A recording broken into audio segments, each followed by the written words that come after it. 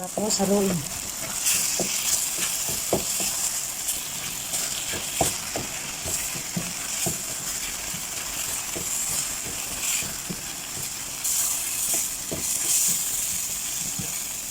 Hello guys, for today's video is magluluto naman tayo ng spaghetti, ang paborito ko. So ayan, naglagay na ako ng mantika sa ating mainit na kawali. Igasin natin ng onion at saka garlic. Pagsabayin na natin yan.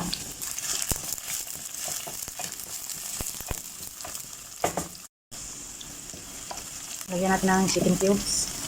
Tapos lagyan natin sa ating giniling na chicken breast.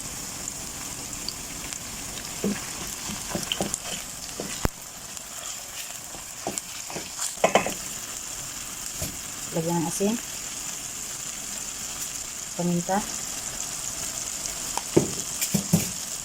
haluin. Lagyan natin ng tomato paste, haluin.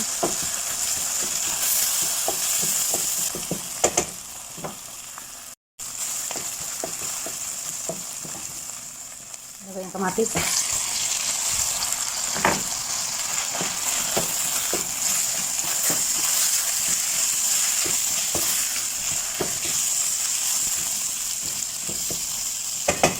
Hintayin lang natin nakaras ang kamatis. Ayan, nilagay ko ng bell pepper mga kusina.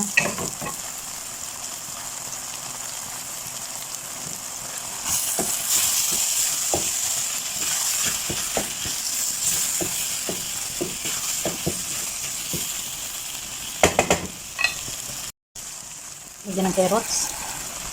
Ayan, haluin.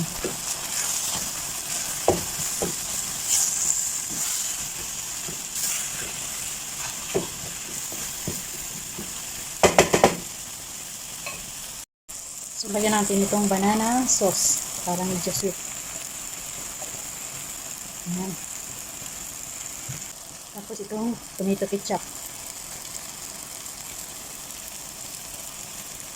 Tapos haluin.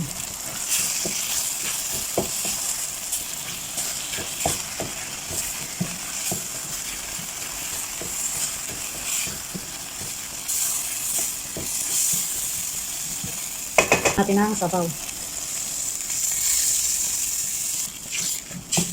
So, ayan. Hintayin lang natin na maluto ang gulay. So, lagyan natin siya ng 2 tablespoon na cream cheese. Para malinamnam. Haluin. Mix, mix, mix. Timplahan natin. Yummy. Manamis-namis. So, hintayin lang natin na kumulo ng mga 5 minutes bago natin ilagay yung pasta. Ayan na, nilagay ko ng pasta mga kakusina. Ayan, haluin lang natin. So, ayan na yung ating spaghetti na maraming sahog na gulay. O, diba? Ayan. Ayan lang mga kakusina for today's video. Thank you so much for watching. Ayan, kainan na naman ito.